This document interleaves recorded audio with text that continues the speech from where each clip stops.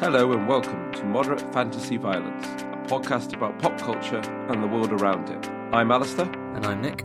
And this week we'll be discussing the fourth series of prison drama Orange is the New Black, Outcast, the new show from the creator of The Walking Dead, and we'll be checking back in with BBC America's clone drama Orphan Black. We'll also be finding out what Nick thought about A Scanner Darkly, based on the novel by Philip K. Dick. But first, Nick, what have you been watching this week? Well, over the last fortnight, my various US network superhero shows have all come to an end, so I've been watching the series finale of various Arrow, Flash, Legends, Gotham type shows, and they've been varying in quality. I thought about it, and I think I've concluded that Arrow was a bit better than Flash, which was a lot better than S.H.I.E.L.D., which just about beat out Legends of Tomorrow, which, in my opinion, beat Gotham by some way. I saw on Twitter that you said they introduced some last-minute humour to the end of Gotham, which didn't seem to go down so well. Minor spoilers for the end of Season 2 Gotham, for the event that anyone cares. There's a bit where there's a massive bomb and the building's about to blow up and someone nearby has just been knocked over the head and sort of wakes up with seconds to go and goes, water, and then they grab some water and throw it into the bomb and that diffuses it.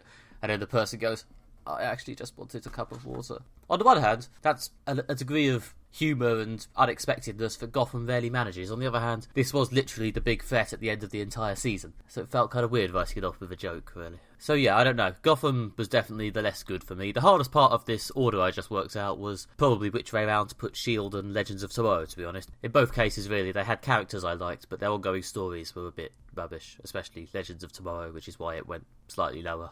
There was a weird thing with the immortal reincarnated Hawkman, which didn't really capture my imagination at all. He was very boring. I guess we'll have to wait to the next series to find out if these shows are going to get better or worse. He's left the show, so hopefully that bit'll get better at least. Hey. Yeah, that's basically what I've been doing for the last couple of weeks, smashing through all the final episodes of these superhero shows, and now I get my summer break where I get to watch other things. So that'll be good. I might try Twin Peaks. It's certainly worth catching up with Twin Peaks, as there's going to be the long-awaited third series next year, 25 years after the original first series. That's kind of my plan, yeah. I thought I might try and plough through the first two Twin Peaks seasons during this summer, so I'll be ready for the new one. So yeah, you may well hear about how that started out next week. Alastair, what have you been watching in the last fortnight? Recently, I watched Ben Building, which is a new documentary from Jonathan Meades, who is a sort of documentary maker, writer, critic. A lot of his work focuses on architecture and architecture history.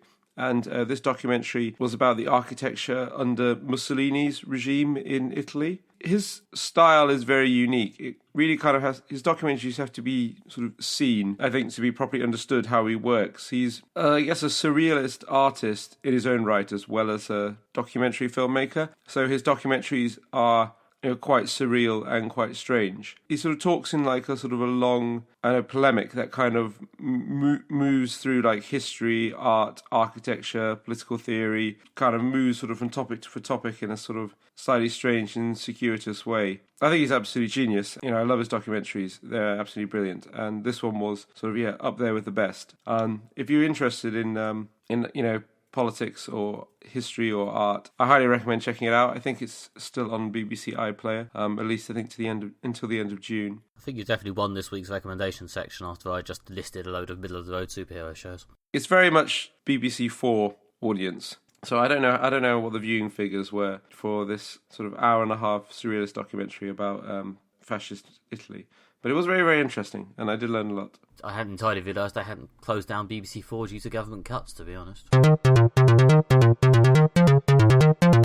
Okay, the first up this week, the first of our 3 TV shows beginning with O, don't say we're not diverse, is Orange is the New Black, the fairly long-running now prison drama from Netflix. This is started off as a series about a fairly middle-class white woman, Piper Chapman, going to prison and having trouble adjusting, but has now broadened, I think, as of about season 2, certainly season 3, to become more of an ensemble drama about everyone in the prison, from the bureaucrats at the top to the various classes of inmates. And yeah, this is their 4th season, coming shortly after the news that they've been renewed for a 5th, 6th and 7th season before this one even aired. So clearly this is going to be a bit of a staple of Netflix for some time. It's, I think, mostly been quite well received, although I personally didn't love season 3 as much as the first 2.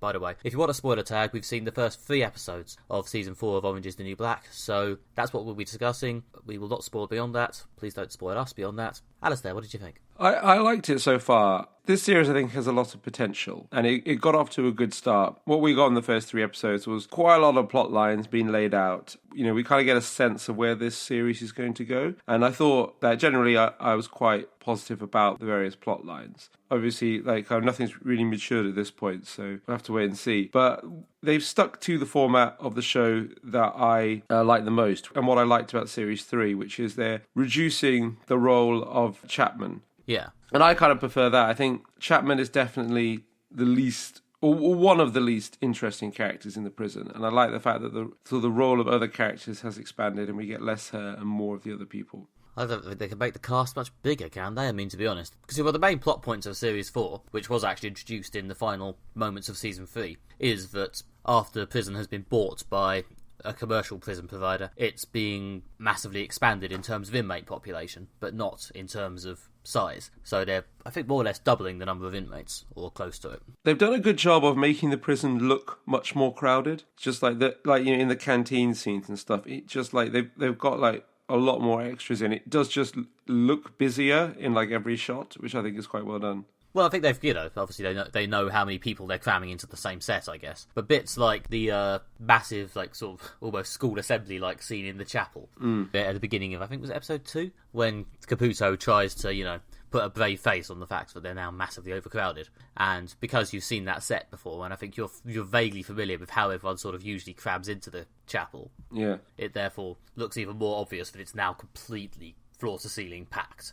Yeah. And yeah, as you say, all of the place just looks busy. Obviously, I mean, that's the main sort of visual cue for this series so far, shots of the bunks looking overcrowded, lots of shots of the showers looking incredibly overcrowded. They've taken this as an opportunity to add a load of new characters, obviously, which is one thing that keeps the show fresh. And the strength of this show is the diversity and the fact that they do really develop their supporting characters a lot. It is a very real ensemble. And I'm hoping that we're going to get more development to these new characters that have appeared. In the 3 episodes we've seen, not that many new characters have really emerged from the general mass. There's a new group of Dominicans. Yeah, the newly enlarged Latino population, yeah, which is now, because there's so many of them, starting to splinter down lines within itself. I quite like the sense of sort of genuine pressure cooker, something's going to go wrong, but the massive population expansion has brought into it, the sense that with everyone in such a small space, things are almost immediately turning a bit grim. I mean, by the end of episode 3, someone's already been, beaten up, and I assume it's only going to get worse. So, yeah, I don't know. As I said, I didn't massively love Season 3 as much as the earlier ones, because although I do applaud them for being willing to downplay Piper a bit, because I don't think her being the lead was sustainable for long. Yeah, Season 3 just felt a bit wafty to me. There was a bit sort of, we're just going to hang out for 13 episodes, and there's not that much in the way of drama or stakes, with the exception of a few, genuinely grim storylines, like Pensatucky's storyline last year, where she, I think, ended up getting raped twice in the same 5-minute period, once in flashbacks and once in the present day, which was a bit, okay. Particularly in such an otherwise light series, that was quite grim. Yeah, otherwise it was a weirdly lightweight sort of series that didn't feel that dramatically, I don't know, the stakes didn't feel high, I guess might be the best term. The thing about Series 2 is that I think in Series 2 they went really into gritty prison drama, with gangs fighting each other, for control of the prison economy. Because V arrived, being all, I'm the king now. And there are lots. If you want a gritty prison drama, there are plenty of them out there. I mean, Oz, I think, is certainly one of the best. It also features almost all of the cast of Dexter before they were in Dexter. I like the fact that Orange is the New Black. It's a minimum security prison. It's more relaxed. These people aren't, generally aren't murderers or, really dangerous people. The drama is a bit more low-key, and I think that's kind of avoids the obvious cliche of gritty prison drama. And when they made it a bit grittier in Season 2, I wasn't so much in favour of that, and I liked in Series 3 how it went back to be a bit more low-key, sort of, character-based drama. Yeah, I don't mind more low-key drama. A lot of Season 3 didn't feel like there was that much drama. Whereas this season, we've already had Alex and her accomplices kill someone and bury them in the garden, which I thought was having that set out in episode 1 was, I thought, quite a good way of immediately setting up one obvious ticking dramatic bomb that could potentially go off in future episodes. Yeah, I like that plot line. I think after the first series, the character of Alex is one they've struggled, to find what to do with her. She's an important character, but after her plot line with Chapman, I mean, for those who haven't seen the show, she's the one who gets Chapman, the main character of series 1, in prison. And, they used to be lovers, and then obviously they meet in prison, and there's a sort of I hate you but I love you sort of thing. And since they resolved that, they have struggled to find a role for Alex. Well, yeah, because in season 3 she didn't really seem to have any friends except her on-off relationship with Chapman. So when that wasn't going on, and that sort of had to die off at the end because it was just going on, yeah, she didn't really have anyone to talk to or anything to do. She just got lots of stories of her on her own getting paranoid about this woman who she thought was following her. But this story with her in Series 4 is quite interesting. And they did end on a big cliffhanger on Episode 3 with Alex and her co-conspirator, so who's one of the older and slightly more badass people in the prison, saying that they think they're going to have to kill the third collaborator in their murder plot because she's likely to crack up and reveal what happened at any moment. Yeah, I wasn't entirely sure whether that was a bit of grim murder humour from Alex's friend or whether they were actually talking about doing it. But either way, it sort of nailed home the point that the other character, Lolly, I think it is clearly not particularly stable and isn't really the best person to be in on their massive, potentially life-ruining secret. Yeah. The scene where Alex sort of has to tearfully finish off the guard about 2/3 into episode 1, I thought was really good, as if by good you mean horrible. And yeah, you're right, that is just really kind of dark, quite disturbing scene to watch. Yeah, I mean, I don't know, maybe I'm just horrible for wanting cruelty in my television. I must admit that I sometimes feel like the current season of Game of Thrones just isn't quite cruel enough for me. But yeah, I felt that suggested a willingness to make the characters suffer in a way that I think bodes for a slightly more interesting season 4. Yeah, certainly. But there's been some lighter moments as well. I'm enjoying the plot line of Tasty being appointed as Caputo's personal aide. I think that's funny, and I think probably has potential to eventually go somewhere more dramatic. But yeah, that's an example of doing interesting things with his established character. I quite like the fact that they've got the old hippie, Yoga Jones, I think, now has to live with the new celebrity chef character. Yeah, I think, to be honest, she's never really had a massively big plotline, old Yoga Jones, so I quite like giving her actually the main point in this story for once. She has a great scene in the last episode of Series 1. She fills in her backstory and how she ended up in prison, and it's really well acted and really, really emotional. She has a lot of the time, I think, just been sort of a confidant for Piper or various other characters to talk to move their own plot forwards and not had much plot in her own right. But yeah, I think the woman who plays her is a great actress, and she's had that really good scene in Series 1. Yeah, I mean, I guess from there you could obviously mention Judy King, the major new character who was actually quite heavily set up last year. So clearly they must have known, they clearly knew this was coming in quite a long-term way, because she was cameoing throughout last year on television as part of her trial until she eventually got sent to Litchfield. And yeah, she's the sort of, I don't know, the smooth celebrity with the occasional bit of, I don't know, she's likeable, but in a slightly worrying way. I don't know whether she's meant to be a sort of middle-class white version of V, or whether there's something more complicated going on. We'll have to wait and see where they develop this plot line. So far, she's getting preferential treatment. Well, yeah, there's been some scenes which suggest that she's just a normal person who just, is relatively down to earth for her preferential treatment. You had that sort of fun scene with Luschek in the first episode of season 4 where she and him were just chatting about life. But the thing is, Luschek, even if he is also quite a good comedy character, is a bit of a prick. So whether the fact that she and him get on might not necessarily be a top level good sign.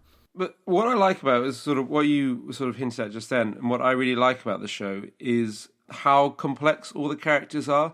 Like you say about Luschek, he is a bit of a prick, but also you can kind of, I don't know, in some way see where he's coming from, in that, I don't know, he's not just a prick, he is a fully rounded character. And, the characters are quite complex. Like, Piper is a character we're supposed to empathise with, but also she's incredibly self-absorbed and not really, interested in anyone other than herself. My favourite character for complexity, though, is Caputo. who's now the kind of prison director or warden or whatever you... Director of Human Activity. Yeah, which obviously is something suitably corporate and vague. In that, yeah, he's trying to do the right thing, but also trying to look after himself, and he's also, just trying to make it through the day. I don't know, he is a bit odious. He is a bit odious, and he is, I think, his backstory was in one of the episodes last season, wasn't it? But it is very much, a bit damning of him as the sort of benevolent white male who really has a bit of a high opinion of himself as someone who always does the right thing, but is actually often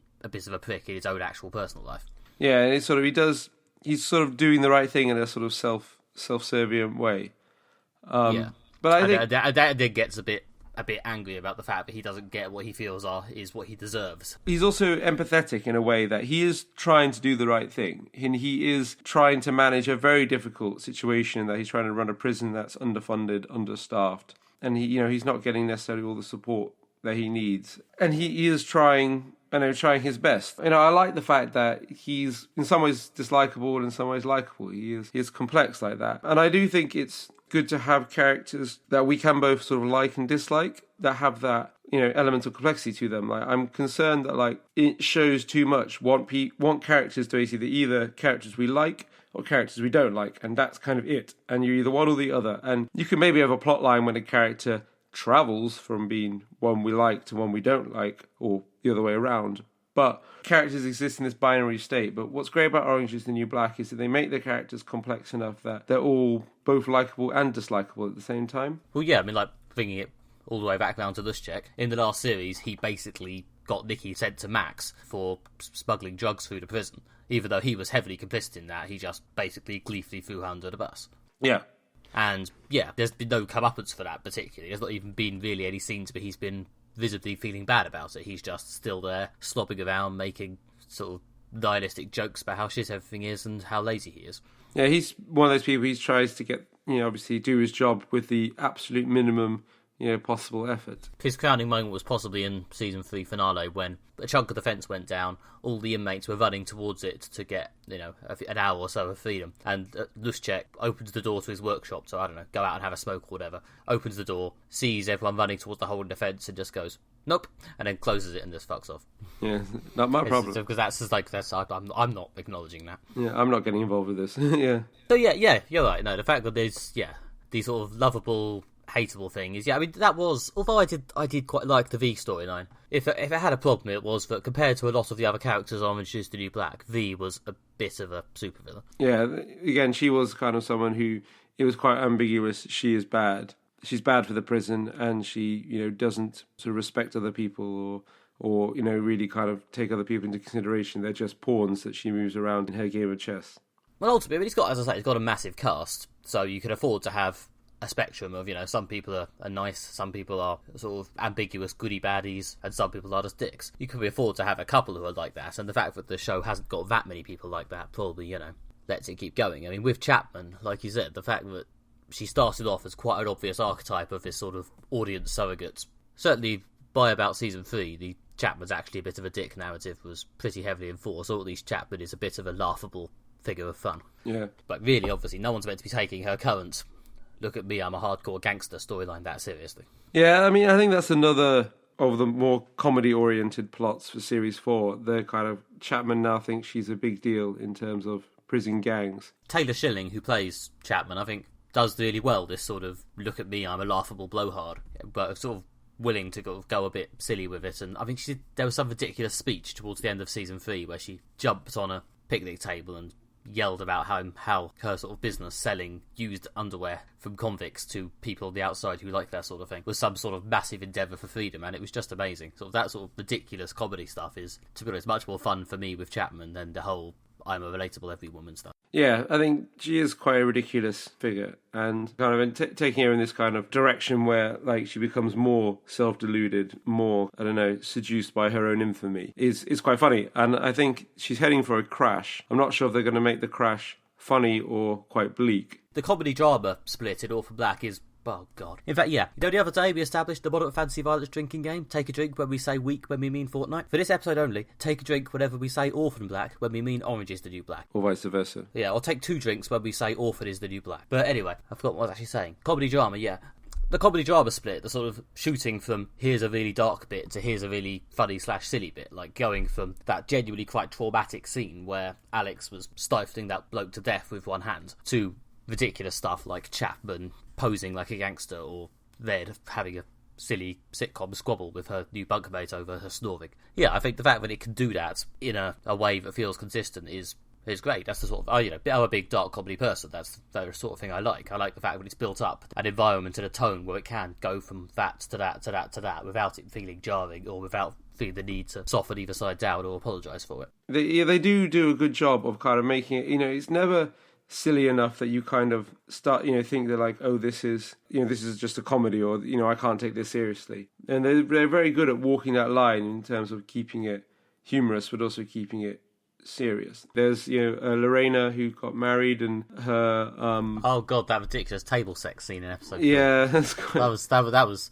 somewhere between hilarious and I'm genuinely hiding behind my hands. That was her trying to have phone sex but without the phone, in the flesh, with her new husband in the prison visiting room while everyone else stares in somewhere between amusement and horror. Yeah, that was special. So they do have some more serious plot lines, like sort of the relationship between like Pusey and Soso, which is an interesting one in this series that they're developing, and how Soso is quite self-involved and manipulates people to get what she wants, and she makes a lot of assumptions about Pusey, and because she's black that she must be from a poor background when actually she's not. It really talks about how we view each other, the assumptions we make about people, how little we actually know about other people. And I thought that's an interesting plot line with a lot of potential in the future.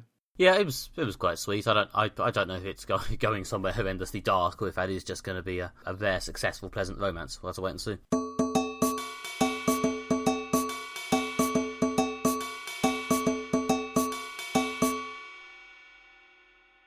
Next, we'll be discussing Outcast, the new US TV show based on the comic from Walking Dead creator Robert Kirkman. Philip Glenister plays Reverend Anderson, a priest who believes that his small American town is beset by demons. He meets social outcast Carl Barnes, played by Patrick Fugit, whose abusive mother was probably possessed by a demon. Together, they try to help a young boy who might be possessed by the same demon. It's a show that blends character drama with horror. I thought it was very richly developed and quite scary. But Nick, what did you think? In a similar way to The Walking Dead, I think Robert Kirkman is very much not reinventing his subgenre here. This isn't an amazing new modern take on possession horror. It's writing a very standard, solid possession horror, making time to develop the characters and trying to expand it into something that could go for a bit longer. Like Walking Dead, I think he's actually said in various bits of writing, his basic premise for Walking Dead was, imagine a zombie movie that never ends. I haven't actually read any similar pieces about Outcast, but I think there might be a certain element of, imagine a possession movie that never ends. Like, the premise is that the town, the people in it, seem to be vaguely aware that there's possession, or at least that there's rumours of possession going on, because the priest keeps banging on about it. It's an interesting idea, and I think he's really taking time to do the flashbacks and the character work and the trauma, and yeah, I think it's strong. I think it doesn't transcend its genre and become something amazing, but I think it's very solid and well made, and the atmosphere, which is pretty crucial in this sort of thing, the atmosphere is really good. Yeah, definitely. The sort of sustained atmosphere of tension and creepiness is very good. I mean, it really does function quite well as a work of horror. It is quite scary. Watching it, finding it crossing over from creepy into like genuinely unpleasant without just using kind of the obvious boo horror in the kind of, we'll have a long period of silence followed by something jumping out and a huge bang. Yeah, there was not that much. I think there were some jump scares, I think, but that wasn't the core of it. The core was the creepy stuff, like the first few minutes of episode 1 with a kid bashing his own head against the wall and then eating his fingers or whatever it was. That was... Yeah, that was quite unpleasant to watch. Episode 1 sort of functioned as a sort of quite self-contained horror story in that there was a child who was possessed and they kind of did quite a lot of the plot of The Exorcist, basically, building up to kind of this quite unpleasant possessed child and then sort of building up through the episode and ending with him being exorcised. And it kind of functions, I think, quite well as a self-contained sort of horror story, and then from it spawned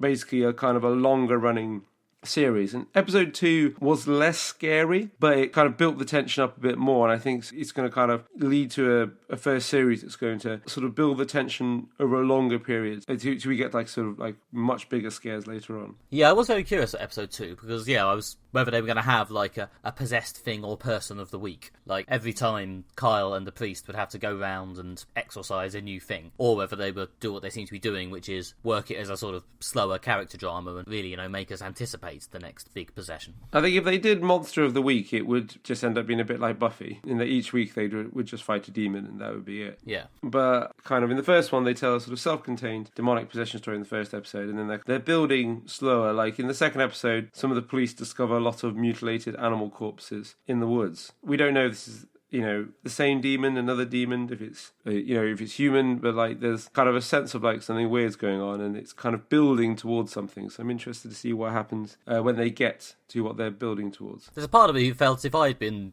writing this, which obviously I'm not, I might have been tempted to do something other than the possessed male child in the first episode, just because it perhaps created a bit too strong a sense of possession by numbers. It made it seem a bit too similar to The Omen or The Exorcist. Yeah, but it was a really good execution of that, and obviously they're going to go to, it looks like, other places in future episodes. They've already teased flashbacks about Kyle's mum and ex-wife being possessed. So obviously it's going to spread out and expand. Yeah. But I think if you were going to just sort of roll your eyes and go, oh, whatever, it's standard possession horror, nothing new here, I think making it a small child in the first episode was, I don't know, maybe making it too easy to do that? I don't know. I mean, I kept watching, so whatever. There was something creepy about small children that works quite well. And there was also, obviously, there's the whole element of, it's like a parent's worst nightmare is that their child is sort of sick in some incurable way. So I guess they were going with that. And also I guess, because from the character drama side, like Carl Barnes, he's isolated himself from the rest of the community because of his past, which possibly involved his mum being demonically possessed. And they were kind of bringing it full circle that, like, he's now grown up and there's a kind of another small child is threatened and he can find some kind of solace in helping a child when he didn't get any help himself as a child. Yeah, you're right. That parallel does work, and yeah, the further developments on Kyle Barnes in the second episode works as well. I thought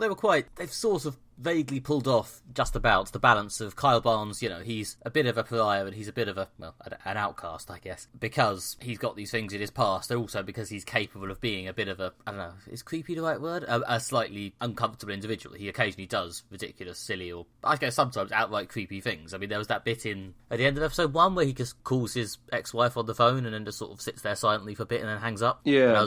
That was a bit sort of, that's a slightly creepy thing to do, depending on the point you're trying to make. If your point you're trying to make is, don't forget this guy is also a bit creepy, it's not all a big misunderstanding, then fair point. If that was meant to be a tortured moment that makes us feel bad for him, I don't know if it really came off. Yeah, I mean, because he's estranged from his ex-wife and his daughter, and we get the sense that he's been given a restraining order and accused of, like, domestic abuse. It's kind of been hinted at that his wife or ex-partner was demonically possessed, and that's why she was abusive towards their child, and maybe he took the rap for it in some way. So, and I got the sense that, like, we're supposed to feel sorry for them that he's, like, falsely accused or falsely separated from his child, which is an unusual direction to take the show if we're going to have kind of creepy, stalkery ex-partners are actually just misunderstood nice people. I don't know about that as a plot direction. I think it depends which way it goes. I mean, there's a sense of, obviously, the domestic abuse which has ended his marriage may well have been a result of him trying to help his wife or daughter when they were possessed. I mean, at the end of episode 1, he had to save that kid from being possessed by repeatedly punching him.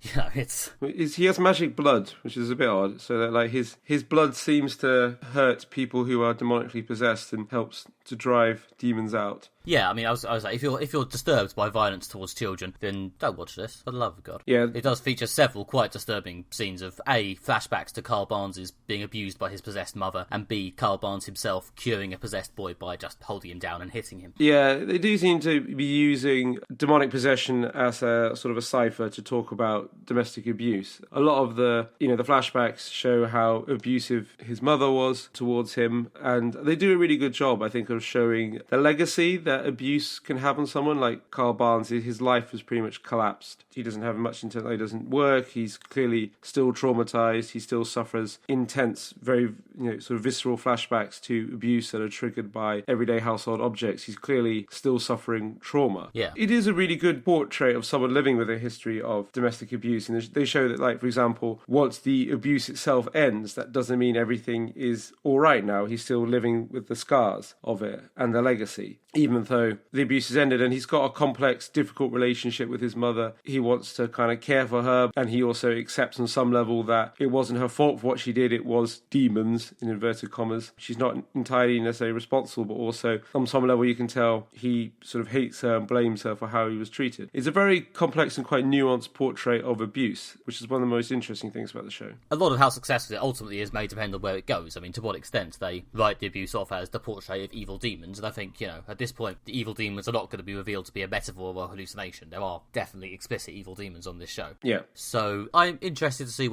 how far they go with this, or what the final reveal is. I haven't read the comic, so I have genuinely no idea where it's going. But yeah, I hear it's quite good. By Robert Kirkman. Robert Kirkman actually wrote this pilot episode. Well, the first of the 2 episodes we're talking about, as well as every issue of the comic, and which was drawn by artist Paul Azasater, who I've seen on other things. It is normally pretty good. So I have actually got the comic from a Comixology sale. I don't know. I might check it out once the first season is finished. I'm not sure. Because I was interesting to see how they differed from the comic. When I guess if you've not read it, we can't really talk about that. But I'm wondering how close to the comic the TV show is. One thing I don't actually know is how much of the comic the TV show is going to adapt. I mean, was that the first 6 issues, the first issue? Who knows? It's not like The Walking Dead, which is into the hundreds. The comic is only up to about issue 17 or something. So it's relatively new. Relatively, I think, because of Kirkman's media cachet after Walking Dead, he sold the rights to Outcast pretty quickly, I think. Before the first 2 or 3 issues were out, he'd signed some sort of rights deal. Yeah. So yeah, no, it's an interesting show.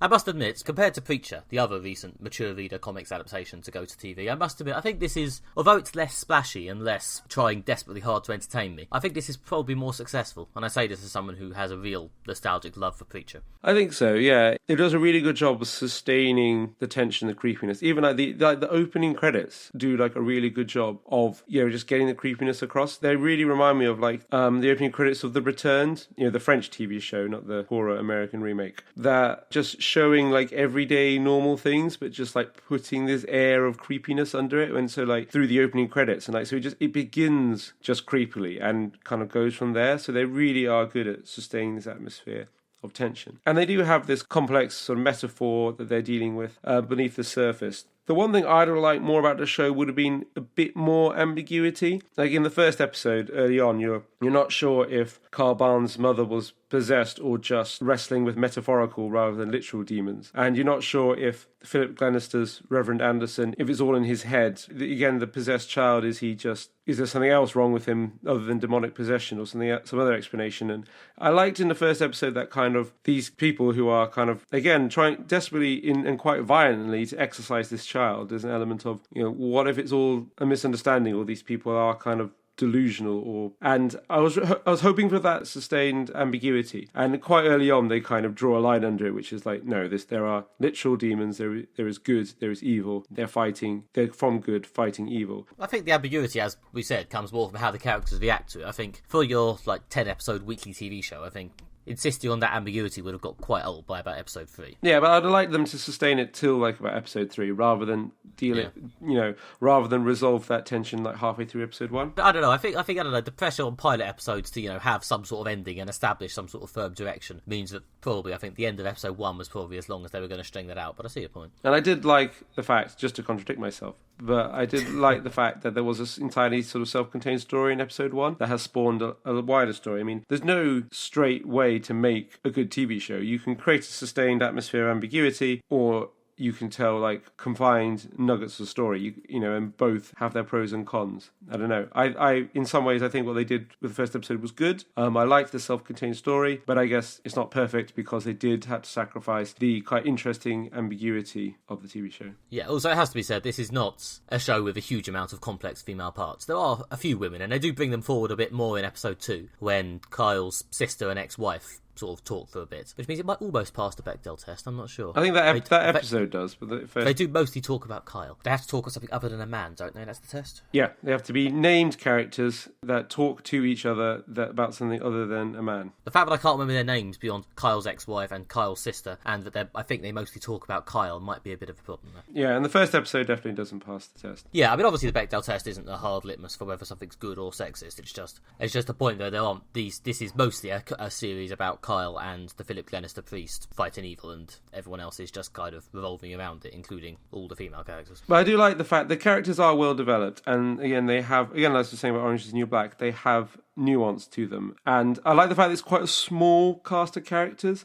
Again, to compare it to Preacher, my concern about Preacher is it did have quite a large cast, and that it's like hard to develop in a lot of detail so many characters, whereas I liked Outcast focus on quite a small group of characters, so they can build them up in more detail. Yeah, I think Preacher's trying to do something like that, in that it does revolve around the main character, Jesse Custer's journey, and this is clearly focusing primarily on Kyle Barnes' journey, but that journey just seems a bit more solid and coherent and like focused on a single thing, whereas Preacher is trying to do about 5 things at once. Quite stylishly, but still. Yeah. I thought also Philip Glenister was excellent, I must say, and he does the accent so well. We've seen British actors going to America, doing American accents, somewhat suspiciously. Sophie Turner in X-Men. Your performance was fine, your accent was terrible. Martin Freeman in Captain America Civil War. I have no idea what that accent was all about. Not as bad as Sophie Turner, but good point. He does do a good accent, though, in Fargo, so he seems to be able to do that American, Minneapolis, slightly Swedish accent. But Philip Glenister absolutely nails it. Like, the accent's brilliant, the character is just so well realised. He gives him life. I mean, he could have made him a caricature of kind of Bible-thumping, Helen, brimstone, screaming, animate preacher. But he's kind of given him, like, he's got some warmth, he's got some humour, he's very friendly. Well, yeah, I think it's a good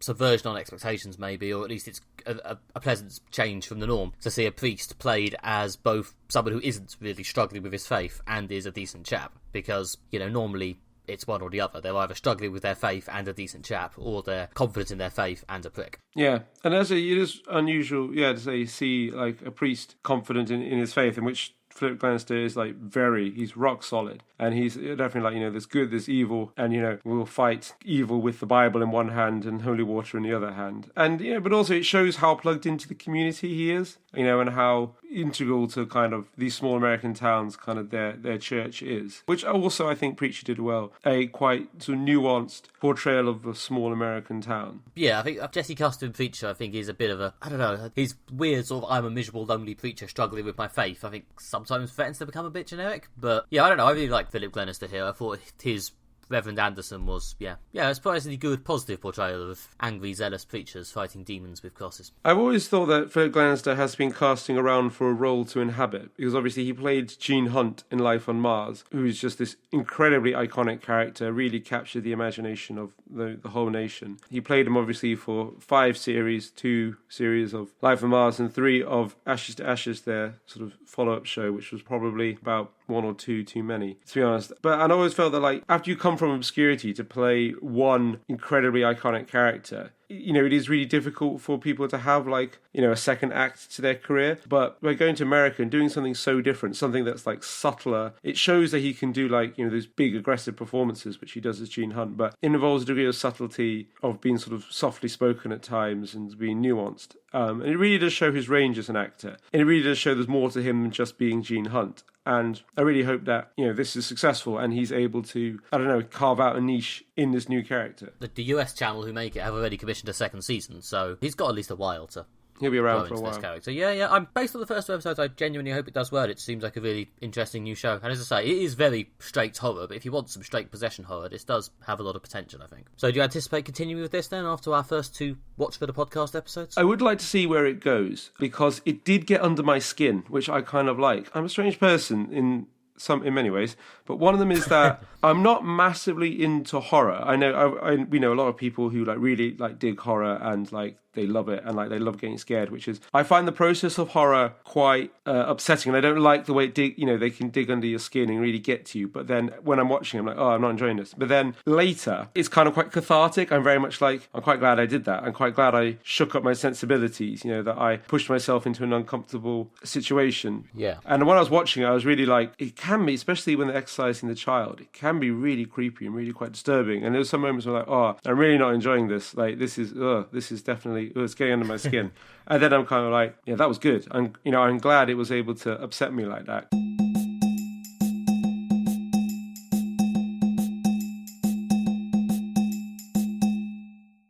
Okay, the last of the O's, it's Orphan Black.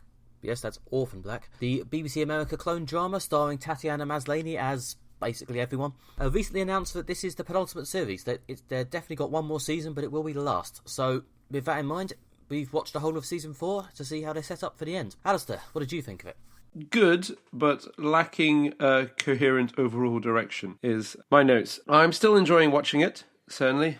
Tatiana Maslany is excellent, and all the different clones are really good. And, all the different characters are great, and see them interact is great. But it did seem quite unstructured, this series. There seemed to be a lot of plots going in a lot of different directions, and I wasn't convinced by some of them. And it's become quite complex at this point, the world of Orphan Black, and there's a lot of different things going on, and I felt this series could have done from a better sort of structure and direction. I don't know, what are your thoughts? Hearing that this is now officially the penultimate season did put it together in my mind a lot. I mean, the idea of it, a lot of it was just bringing stuff together and streamlining a bit in preparation for a final season. To be honest, made it make a bit more sense to me, because there were weird things about the structure, like the bit where Evie killed Kendall kind of felt like the season finale, but it wasn't. And then there was a sort of a weird coda where Evie gets taken out weirdly easily. Basically, Evie Cho, not an amazing villain. That was my main negative note, to be honest. The fact that they had this villain who sort of just turned up, did a few things, had one sort of big horrible moment where she killed Kendall, although that was kind of undercut by the fact that she brought Cosima along to watch,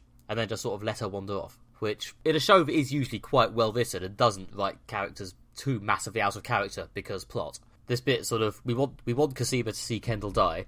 We also don't want Cosima to die. Why doesn't Evie kill Cosima? Because she just doesn't.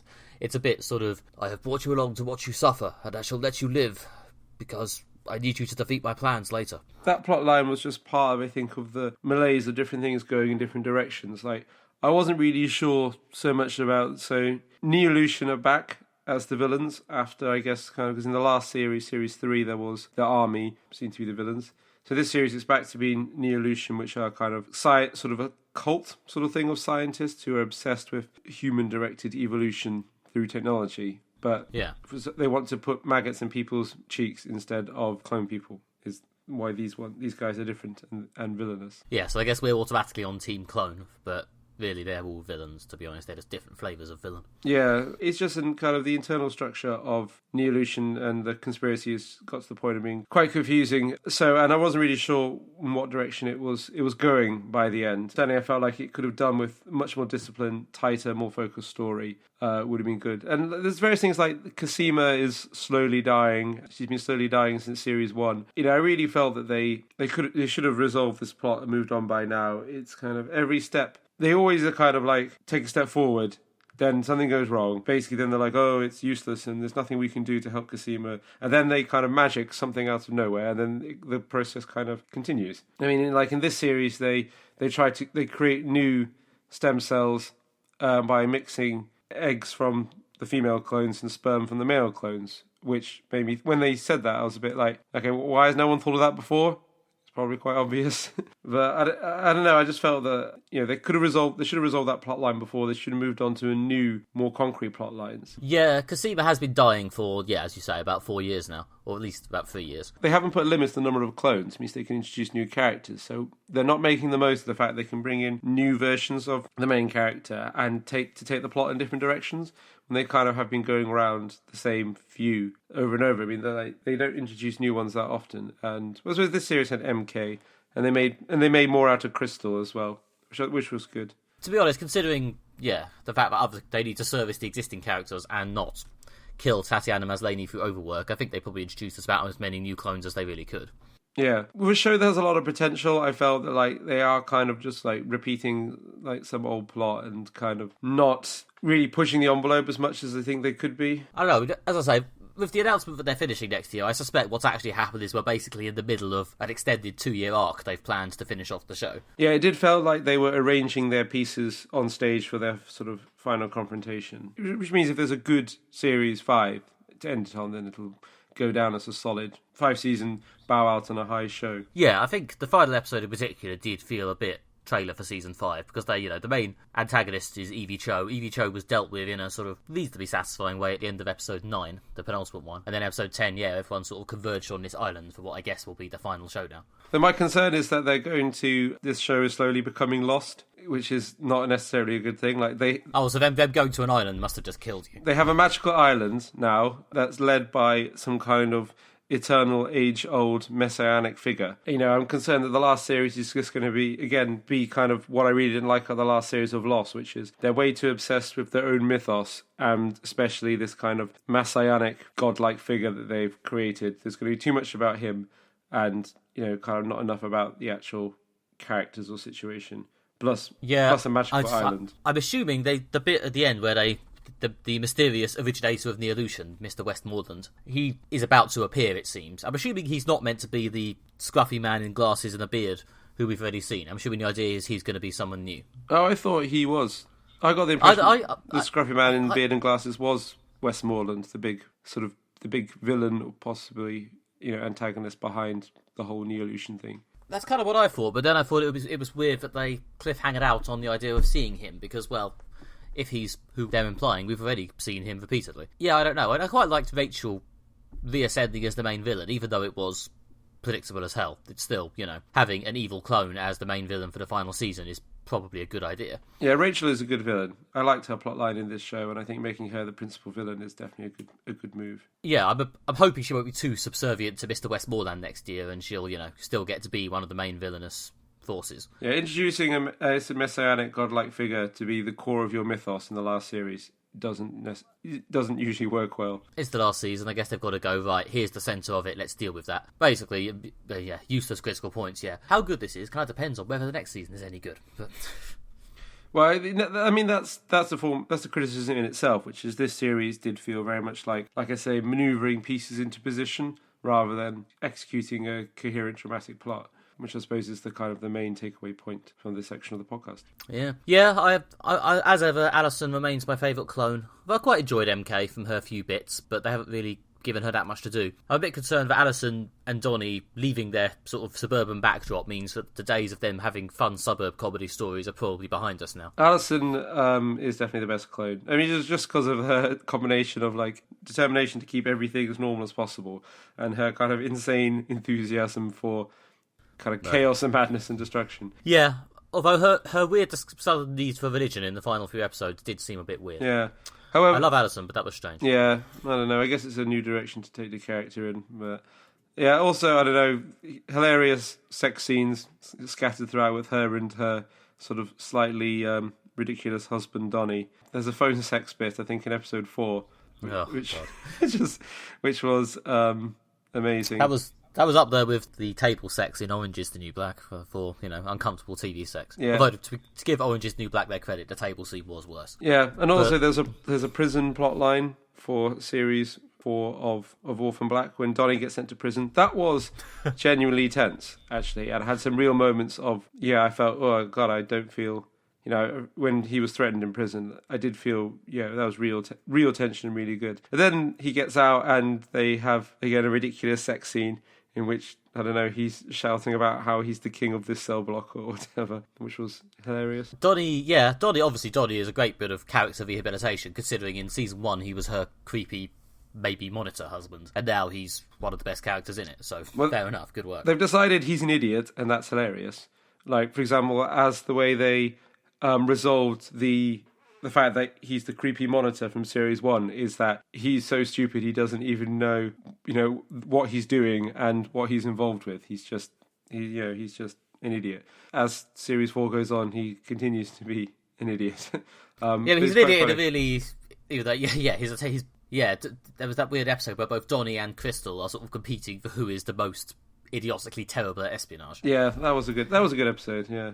There were a lot of good episodes. I don't think there's anything wrong with this show on a scene-by-scene basis. It's just after, as you might expect for a show which is largely about, conspiracies and the behind-the-scenes evil agenda, after 4 seasons, it's starting to perhaps seem a bit convoluted. Again, it's going the same way of Lost, which is that it's possibly become too convoluted, too obsessed with its own mythos. It's gone from something that's kind of covert and sort of conspiratorial to something that's kind of magical and mythical. It kind of all depends how they end it. I'm still pretty on board with the show, to be honest, because scene by scene it's still incredibly entertaining. Everyone's very likeable. The acting is all good. The tension is usually there. I quite liked Detective Chuko, actually, as a sort of villainy, antagonisty person. He was probably a better, more scary villain than Evie. Yeah, he was. Yeah, that was good. And, I'm definitely on board with the show. There's great acting. Tatiana Maslany just makes the show. She is brilliant. And she's in almost every scene, playing a huge variety of characters.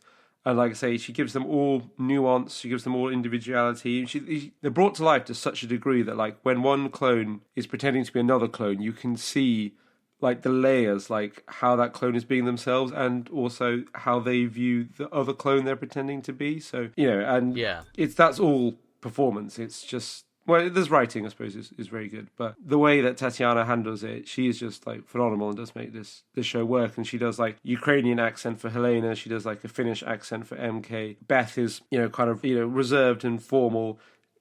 Sarah's a bit of a tearaway. Alison is kind of teetering on the brink of exploding at any point. It's just so many ways he brings life into these characters, like how, like I said before, that Alison looks a bit older and, kind of Cosima looks a bit younger, even though, the same person, because of the different lives they've had. And like Beth looks a little bit taller, just because it's just posture and things like that. And like Sarah looks a bit shorter because, she that's in her character. She slouches a bit and there's a bit. The way she does his part is is phenomenal. Yeah, although speaking of Helena, nowhere near enough Helena this year. Yeah. I don't know. I guess she was pregnant, which probably prohibits her from doing too much violence. And unless they wanted to accelerate the timeline and do like 9 months in one series, which would... She does look quite pregnant now, so maybe they'll have the baby actually drop at the start of next season so that Helena can get back into action. Well, if Tatiana Maslany had actually got pregnant whilst filming this show, that really would have fucked the production, wouldn't it? That would have been it. Yeah. They probably would have had to either take a year off or film it very, very quickly. Yeah, that was really... Because, there's a lot of TV shows when you get, like, kind of pregnancy plot lines shoot in because an actor is pregnant. But when an actor plays, like, 9 members of your cast, it's hard to really... There's no way they could get around that. But, yeah, no, it was good. It was good. I always felt with Helena that, again, they kind of been casting around with something to do with her since Series 1. In that, in Series 1, she's the villain, and in Series 2, they kind of rehabilitate her. After that, it's kind of like, where do we take the character from now? And sometimes I think the Helena plots can be a bit artificial. They're like, we need something for Helena to do. I think the beginning of this season, for me, they hit a bit of a dead end with Helena, which is, I think, probably why they just sent her off into the wilderness. Because I think Season 3, they just had the sort of... the contrast between her and Donnie and Alison's amazing domestic life. Yeah. Which was quite funny and did pretty much keep the character going for most of that year. But they didn't seem to have anything to do with her after that, so she just wandered off. And they had like the plot line involving Felix discovering his biological sister. And again, it didn't really go anywhere. It could have been more disciplinedly brought into the main plot, but... Yeah. To be honest, I thought it was almost a surprising relief when, as far as I'm aware, the biological sister didn't turn out to be evil. Yeah. Or didn't turn out to be part of some aspect of the Neolution conspiracy, because I think that's what everyone was expecting. Yeah, which was good that they didn't do that. Yeah, and to be honest, I didn't mind that storyline. I thought that actually had quite a nice ending. Although Felix's weird grudge against Sarah, which he acquired at the start of the season, and then had to sort of conveniently ditch when Sarah had a breakdown after Kendall died, was a bit sort of... Yeah. I don't really see it. I mean, you sort of introduced it with very little motivation, and now he's had to drop it with very little motivation. Okay. I got the sense that, like, basically that he was annoyed with her, but then when he saw, like, how messed up Sarah was, that he realised that he has to put, for family, you can be annoyed with someone, but sometimes you have to put your feelings aside because of the situation they're in. Which I saw that. I thought that was quite well done. It did not work. I just thought it was a bit sort of, why did you spend so long introducing this previous barely hint of that grudge into the plot if you're just going to have him drop it aside and then have him go back to being steady old Felix for the final few episodes? It just seemed a bit weird. Yeah. They gave Rachel and Cosima more to do in this series, which was good. They found a proper role for all the clones that was incorporated into the plot, so I thought that was one of the strengths of Series 4. Yeah, but it has reached a point where a lot of long-running shows reach, where you get the feeling there's a bubble of characters who they clearly aren't willing to kill, but they have to keep introducing other characters who they can kill. I mean, hopefully this will change a bit next year because it's the final season. But at this point in the show, there is a sense that none of the main, core 4 clones can die. Sarah, Cosima, Alison, Helena. Is there another Rachel. one? No, I think that. Rachel, I guess, yeah. And they're not going to kill S or Kira. They're clearly not going to kill Felix. I really thought they might have killed off the sort of hanger-on detective. Even he seems to be pretty much invulnerable. Yeah, well, they got rid of the handler in the last series. Was it Paul? Yeah, I think he's probably the biggest character they've killed for a while, to be honest. I mean, Beth died at the start, and is that it? Paul's character was firmly done, and I'm glad they got rid of him, because he was definitely someone they were artificially manufacturing additional plot for just to keep him around. So when they got rid of him, I thought that worked out well. And yeah, I honestly, as I say, I'm surprised that hasn't happened to Art, to be honest. Did they even manage to kill Susan Duncan at the end? She got stabbed, but seemed to be recovering. I wasn't sure if we actually saw her die. I don't know. Yeah, they seem to be quite averse to killing the characters. They haven't killed any of the clones. They're quite averse to killing them, but they really want that swell of emotion where it looks like they might die. Yeah. Like towards the end of the finale, Susan Duncan and Cosima were both looking like they might die, but I suspect they'll both be fine, at least as far as the beginning of next episode. We've had several season of cliffhangers when it looks like Cosima's going to die. Oh, Kendall died. I mean, she was a fairly minor character, but to give her credit, she did die. Yeah. And 2 villains died, the dodgy cop and the engineer. So Chuko and Evie died. They were sort of this season's villains. They're very much primed to die, I guess. I did like the episode when Sarah disintegrated. I thought that was really well done. It was really a bit of intense drama. It looked like she was going to kill herself as well, haunted by kind of visions of Beth, the only clone who has died so far. I also like the show. Shout out to the fact that the show features a lot of obscure and cool board games. They play Agricola frequently, and it's mentioned. There's also, in Series 3, there's a bit when they're playing Twilight Imperium. There's some good board gaming. There was definitely a bit in Season 4 where Scott grumbled that Rachel cheats at Agricola. Yeah, which was good. I think they're playing Carcassonne at one point as well. And there's always, like, Scott's flat and place of work is always surrounded by really good board games. Can't believe they haven't even killed Scott, man.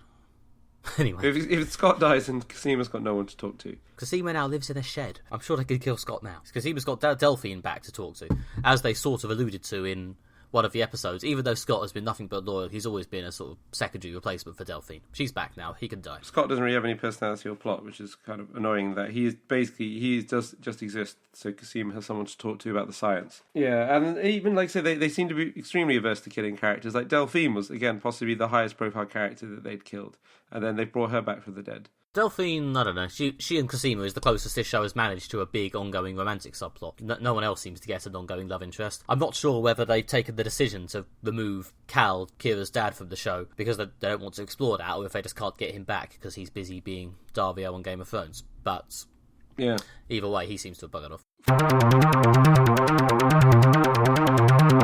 Finally, this episode, we'll be looking at A Scanner Darkly, based on the novel by Philip K. Dick, set in a dystopian future where a new drug, substance D, or death, is sweeping across America. Keanu Reeves plays Bob Arctor, an undercover cop trying to bust a substance D supplier. Unfortunately, the course of his investigation, he's become hooked on substance D. His superiors don't know his identity, and they end up assigning him to investigate himself. Arctor becomes increasingly paranoid and confused as he loses his perception of reality. This is one of my favourite films. I really like it. I rewatch it semi-frequently, and every time I'm kind of blown away by how rich and how detailed it is and how strange it is. But I'm curious to see what you thought of it, Nick. Yeah, it's definitely a good film. It's a bit slow and rambly at times. I suspect it's something I could probably do with rewatching once or twice or 3 times, to be honest. But I don't know. I think a lot of it's the stuff that seems on the surface to just be protracted scenes of Arctor and his housemates sort of rambling at each other while stoned probably do take on a new significance if you really, listen to it in light of knowing everything that's going to happen later on. I really liked the visual style, the whole brightly coloured rotoscope animated look. I thought that was quite cool. I thought the plots, although it does have a reputation for being weird and trippy, and there are a couple of bits where it does clearly just go off on some fairly weird tangents, like the bit where the character Freck kills himself was... Yeah, that was a weird tangent, to put it mildly, but it was so visually fun, I don't really care. But the blur suit, a lot of the sort of aesthetic was fun. All the blur suits were good. The concept of Arctor investigating himself, yeah, and the ending. And despite the weirdness of the plot and the tone as a whole, I did quite like and appreciate the fact that the ending has a few really good twists, which are played fairly straight and really conveyed. I did feel satisfied by it on a conventional story level, as well as admiring the oddness of it, which I always appreciate. I think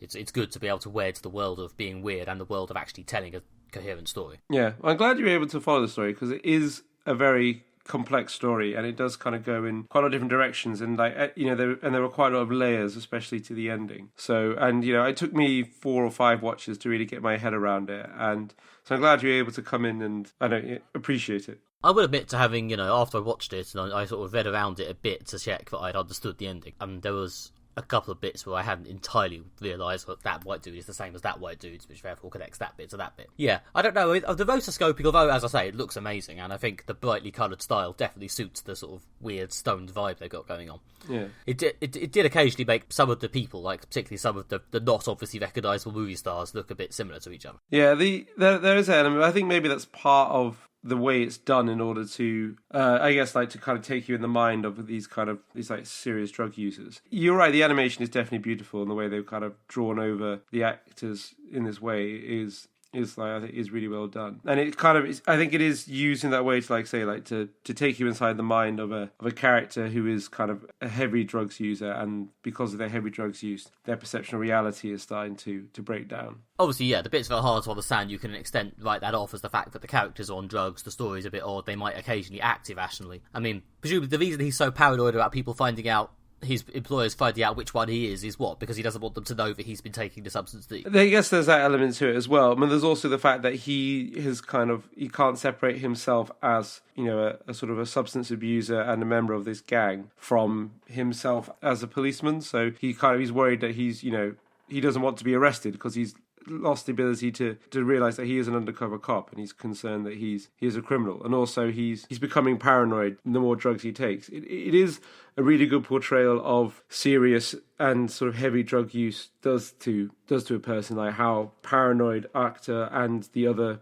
characters become, their sort of circuitous logic that they use to justify things, the kind of how involved they are, the sort of very unusual meandering thought patterns they take through their kind of sort of drawn out rambling scenes of dialogue. It does really convey what people become if they do engage in prolonged and serious drug abuse. Yeah, there was a few bits where Arctor refers to himself in the third person. Yeah. And not just because he's trying to shore up his cover, but, you know, you get the feeling he has on some level divorced himself in his mind from the person he is when he's out in the house to the person he is when he's back at base in that blur suit. Yeah, so he does find it, he is completely confused about who he is. Yeah, and the suits are beautiful, like the way he wears, whenever he's kind of reporting as a policeman, he wears a suit that disguises his identity by making him look like lots of people and also sort of no one. And the way it's animated is constantly changing facial patterns, I think, is exceptional and very beautiful. Yeah, and I thought the way they introduced the whole stuff at the beginning, where him giving his talk whilst wearing his blur suit.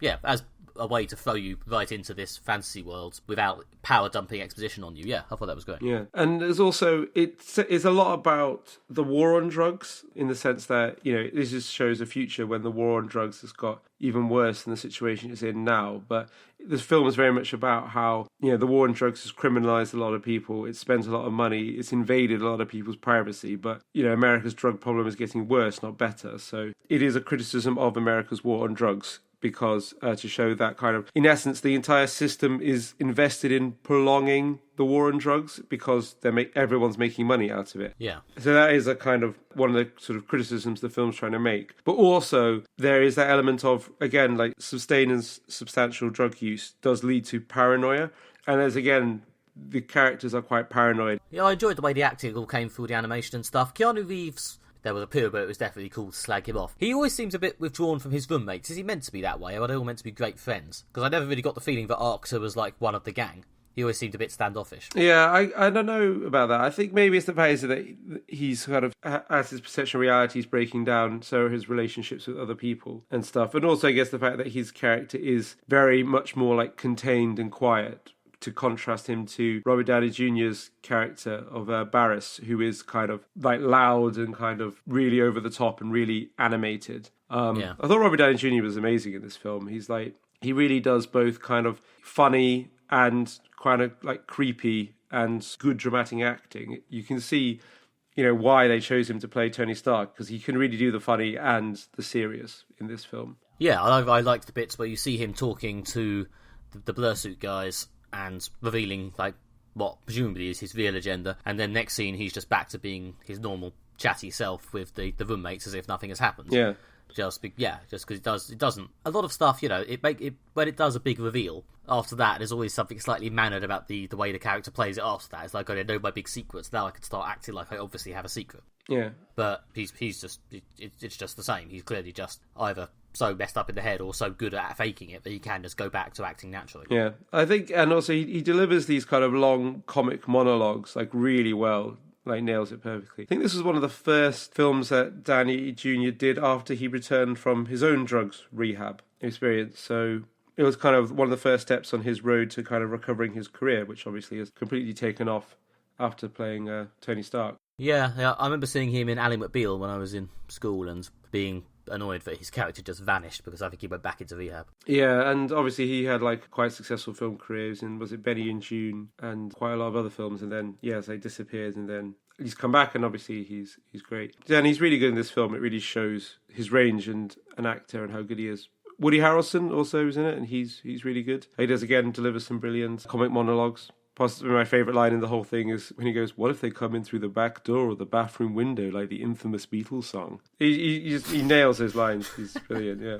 As I say, I was expecting odd, and to be honest, because I come into expecting more odd, yeah, it was actually surprisingly good and contained, and the oddness was there to sort of make it seem more interesting and more three-dimensional, but it didn't stop it actually telling a story, which, as I say, I always appreciate in my odd films. It's one of the more accessible of the Richard Linklater animated rotoscope films. He also did Waking Life, which is a brilliant, brilliant film, but that is a very strange film. Yeah. And really quite odd, but really worth watching. The other thing is obviously Philip K. Dick is quite a, again, surreal and obscure writer.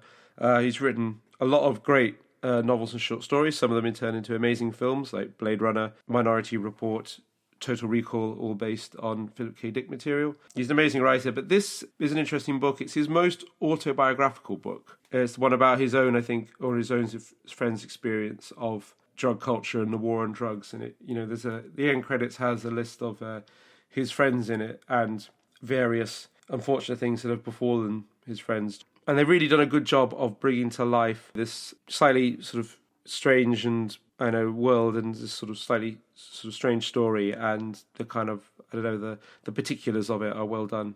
Yeah, there's an odd bit where Bob Archer is alone in the house, and it sort of starts doing this sort of interior monologue, which I don't think it really does elsewhere in the film. And it's him talking about whether the scanner sees him clearly or darkly or something, which, obviously... Title shout out, take a drink. Yeah, and also that one when they go back into his life before he was an undercover cop, and at that point you find out that like the house that they all live in is his own house from his previous life. Yeah. Although at the end, because the film is quite confusing, some confusion has flown over that maybe that wasn't his life, maybe it was a misremembered life, an imagined life, because he can't remember his own existence because of his, again, serious substance abuse. Yeah, but yeah, the internal monologue, Scanner Darkly bit was, it was very good. Although part of me was a bit sort of, oh, I see. It's based on a book, so it's time to read some prose. Even though there's no internal monologue in the rest of the film, and therefore it seems a bit odd. Yeah, I guess there was the bit to develop his backstory. There's a Grendel song that samples that entire, pretty much, monologue, and it's very good.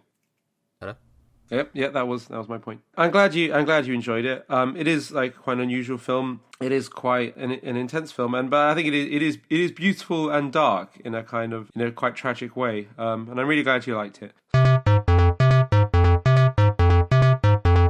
So, now that we've discussed The Scanner Darkly, what will we be discussing in the next episode, Nick? Well, as I think I said 2 weeks ago, I had a TV and a comics recommendation I thought of, and we've done the comics, so it's telly time. Excellent. Yep, this next fortnight's TV show is Dead Like Me, the Brian Fuller Grim Reapers series, which he made, I think, in the mid to early 2000s. Brian Fuller, obviously, is the TV creator known for, well, most recently for Hannibal. He also made Wonderfalls, and is currently working on both the new Star Trek series and the adaptation of Neil Gaiman's American Gods. So he's a very prolific, respected, and slightly offbeat TV creator.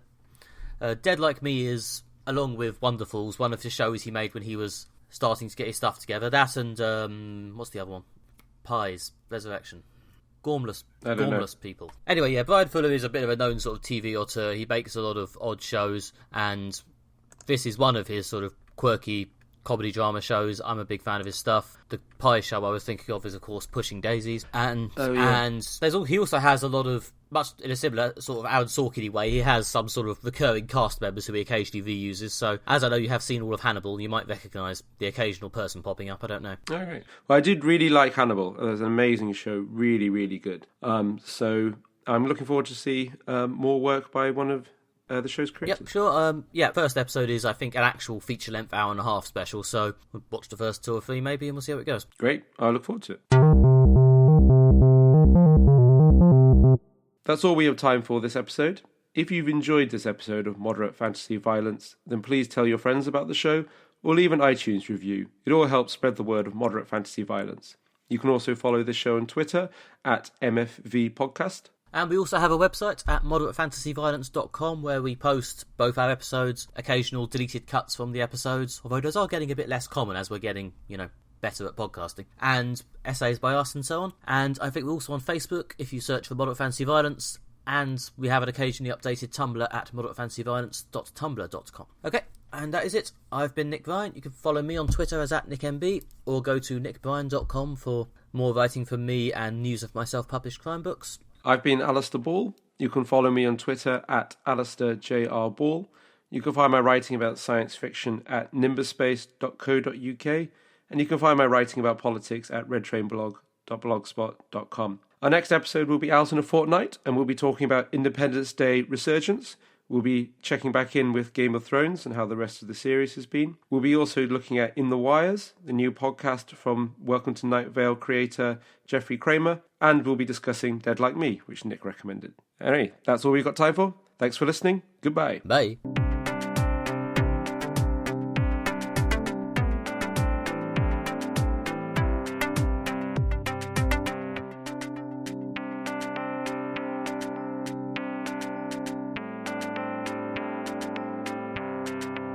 Okay, are we ready for Orange is the New Black?